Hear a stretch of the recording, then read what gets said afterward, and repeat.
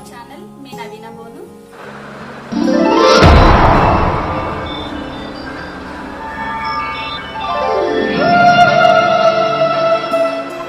ఈరోజు మన వీడియోలో నేను ఒక రెసిపీ చేద్దాం అనుకుంటున్నానండి. ఏంటంటే అది మా లంచ్కి. అదేంటంటే పప్పు పచ్చడి.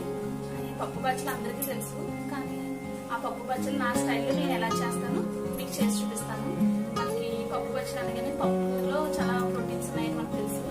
అదేవిధంగా పచ్చల కూరలో కూడా మంచి ప్రోటీన్స్ ఉన్నాయి, అన్ని ఉన్నాయి. దానివల్ల కొన్ని లాభాలు కూడా ఉన్నాయి. ఆ లాభాలు ఏంటి, ఈ కర్రీ ఎలా చేయాలి అనేది కూడా మీకు ప్రాసెస్ జరుగుతున్నప్పుడు నేను లాభాల గురించి అవి చెప్తుంటాను.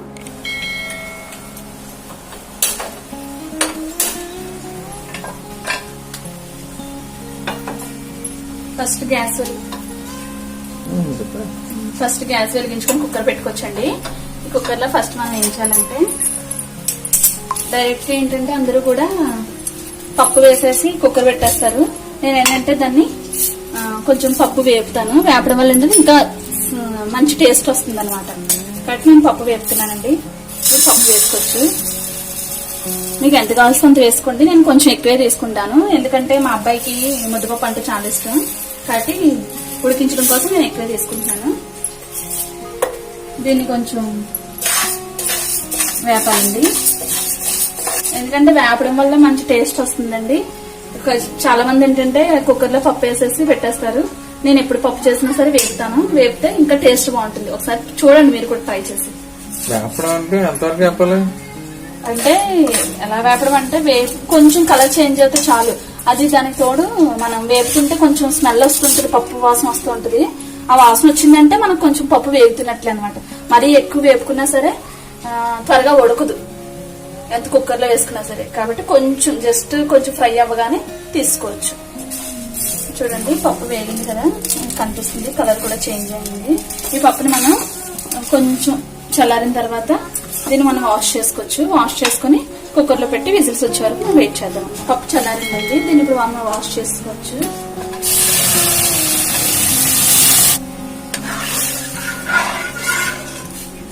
ఎందుకంటే పప్పు వాష్ చేసుకున్నాం కదా, ఇప్పుడు మనం కొంచెం వాటర్ పోసుకోవచ్చు. ఎన్ని గ్లాసులు మెజర్మెంట్ ఏముండదా? మనం అంచనా తెలుస్తుంది. ఒక 3 గ్లాసెస్ వరకు వేసుకోవచ్చు అన్నమాట. పప్పులో వాటర్ వేసాం కదండి, వాటర్ వేసిన తర్వాత కొంచెం పసుపు వేసుకోవచ్చు, అలాగే కొంచెం ఆయిల్ వేసుకోవచ్చు. అంటే పప్పును బాయిల్ చేసేటప్పుడు వాటర్ లోనే పసుపు కొంచెం ఆయిల్ వేసుకోవాలి. ఇలా వేసుకొని కుక్కర్ మూత పెట్టేసుకోవచ్చు. మూత పెట్టేసుకుని ఒక 4 విజిల్స్ వచ్చే వరకు మనం వెయిట్ చేద్దాం. మనకి 4 విజిల్స్ వస్తాయండి. 4 విజిల్స్ వస్తాయి కాబట్టి పప్పు ఉడికిందని చూసుకోవచ్చు. కుక్కర్ మూత తీయగానే మంచి స్మెల్ వచ్చిందండి. ఆ స్మెల్ ఎందుకు అనుకుంటున్నారు? పప్పు వేపడం వల్ల మంచి స్మెల్ వచ్చింది అనమాట. పప్పు వేపడం వల్ల స్మెల్ బాగుంటుంది, అదేవిధంగా కొంచెం టేస్ట్ కూడా బాగుంటుంది అన్నమాట. పప్పు మెత్తగా ఉడుకుతుంది, పప్పు మెప్పుకోవచ్చు.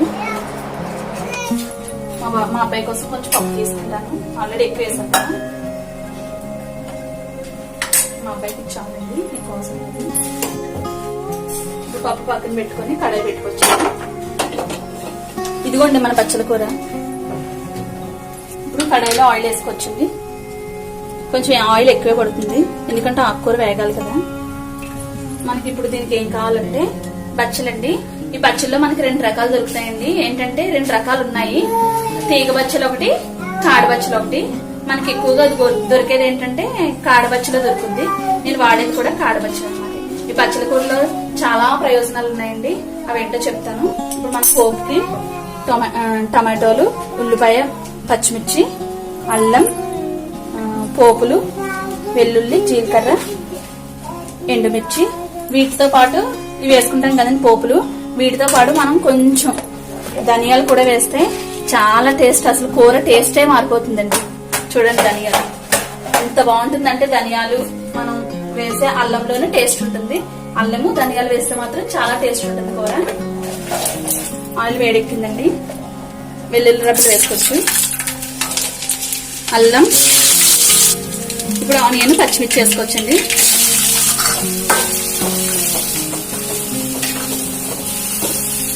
ఉల్లిపాయలు వేస్తున్నాయి కదండి, అదేవిధంగా ఎండుమిర్చి పోపులు కూడా వేసేసుకోవచ్చు మనం. ఇప్పుడు ధనియాలు వేసుకోవచ్చండి. ధనియాలు, కరివేపాకు,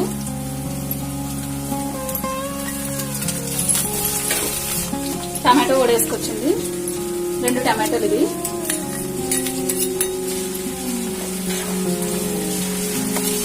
ఇప్పుడు కొంచెం మగ్గాలి ఇవి.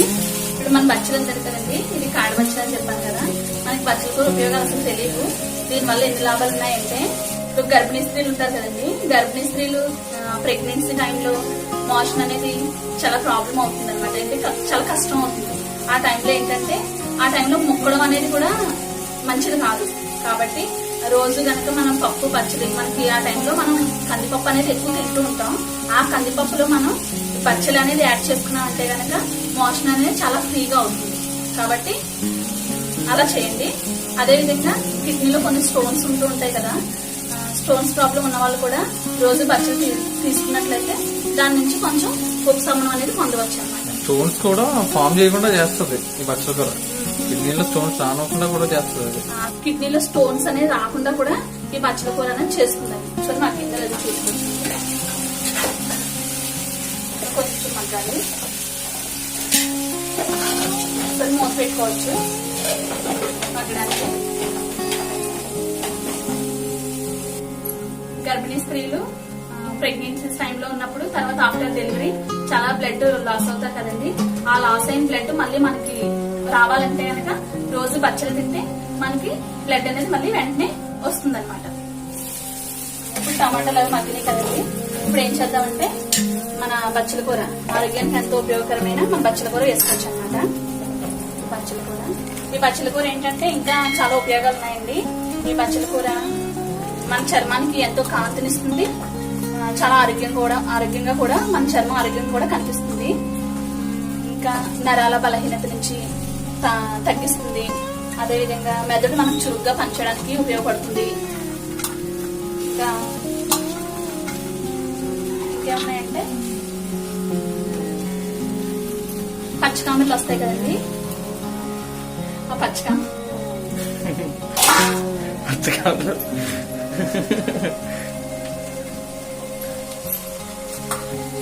పచ్చకామెర పేషెంట్స్ ఉపయోగం ఉంటుందా? ఎందుకు అవుతున్నావు అంటే పచ్చకామెర్లు వస్తాయి కదండి అన్నాను కదా, అందుకు నవ్వచ్చు నాకు.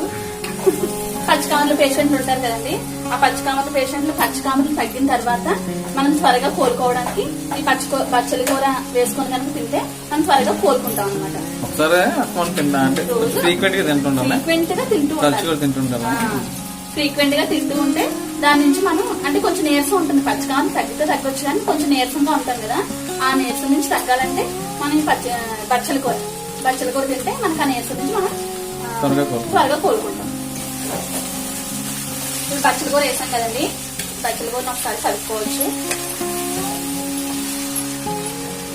అందులోని బచ్చల కూరలో అంటే selenium, niacin and omega 3 fatty acids ఉంటాయంట. దీనివల్ల ఏంటంటే మన బ్రెయిన్ చాలా ఫాస్ట్ గా వర్క్ అవుతుందంట. మనకి నరాల వీక్నెస్ ఉంటది కదా, అది కూడా తగ్గుతుంది అంట. నరాలు హెల్తీగా అవుతాయంట.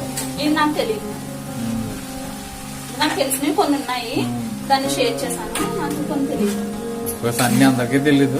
కొన్ని నాకు నువ్వు చెప్పినట్లు నాకు తెలియదు, కొన్ని ఇదే తెలుసు నాకు. ఇలాగ పచ్చకామెర్లకి పచ్చకామెర్లు తగ్గిన తర్వాత కొంచెం హెల్తీగా అవ్వాలంటే నీరసం నుంచి తినాలని తెలీదు.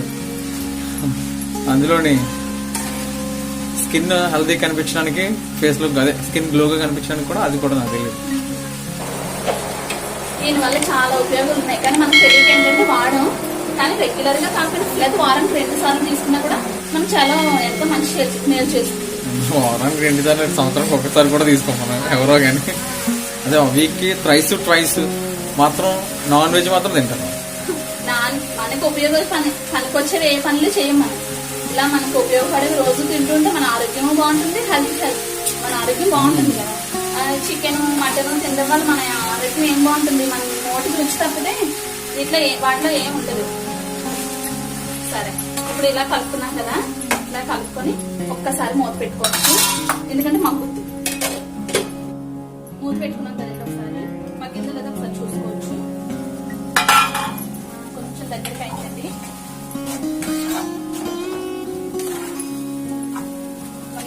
ఇలా కలుపుకొని ఒకసారి మూసి పెట్టుకోవచ్చండి. ఎందుకంటే కొంచెం బాగా మగ్గకపోతే పచ్చాం కదా, పసువాసన అనేది వస్తుంది.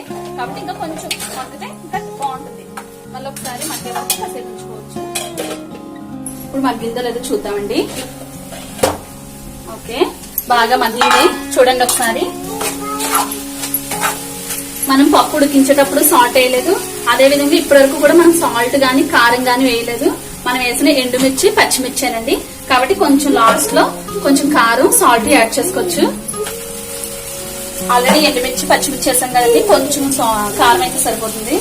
మీకు ఎంత కావాల్సిన అంత వేసుకోండి. హాయ్ కౌశల్, సౌండ్ చేయకూడదు.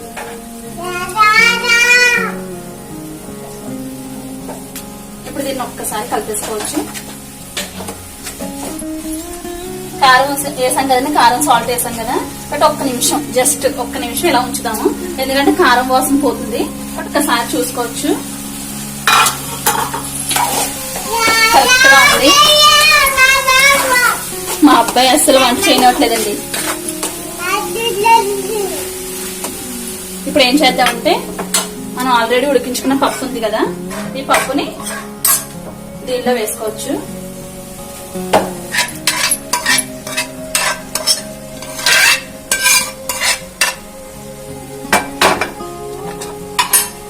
ఇప్పుడు రెండు కూడా ఒకసారి కలుపుకోవచ్చు.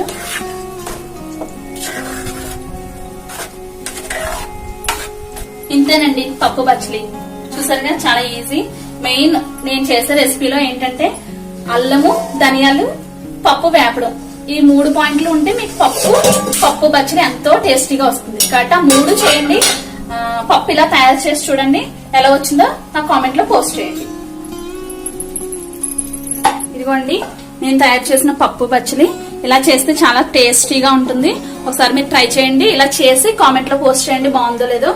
నేను చెప్పగలను, చాలా బాగుంటుందని చెప్పగలను. చాలా మంది ఏంటంటే పప్పు, బచ్చలి, టమాటాలు, ఉల్లిపాయలు అన్ని కలిపి కుక్కర్ లో వేసేసి తాలింపు పెట్టుకుంటారు. నేను ఇలా నా స్టైల్లో నేను ఇలా చేశాను. కాబట్టి మీకు నచ్చితే గనక కామెంట్ లో పోస్ట్ చేయండి.